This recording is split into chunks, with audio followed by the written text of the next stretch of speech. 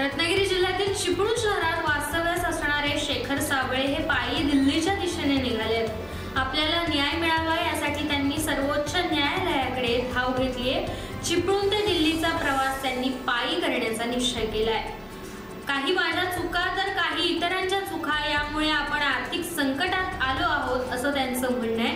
त्यामुळे आपण न्याय मिळावा यासाठी सर्वोच्च न्यायालयाकडे धाव घेतली असून आपली आर्थिक परिस्थिती कमकुवत असून आणि आपले आरोग्यही कमकुवत असल्याने आपण पायी दिल्ली वारी करण्याचा निर्णय घेतला असल्याचं साबळे यांनी सांगितलंय। तुम्ही आज चालत चाललाय, त्या संदर्भात काय सांगाल?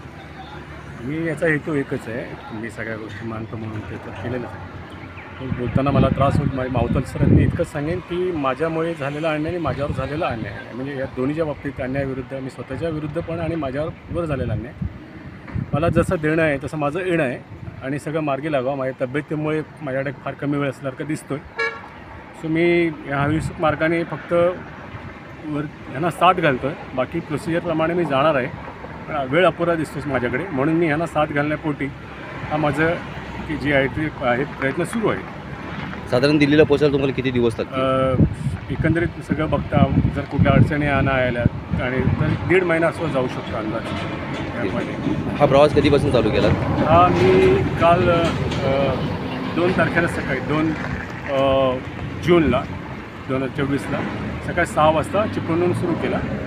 छत्रपती शिवराय बाबासाहेब आंबेडकर महामानव यांना अभिवादन केलं आणि तिथून माझा प्रवास सुरू झाला।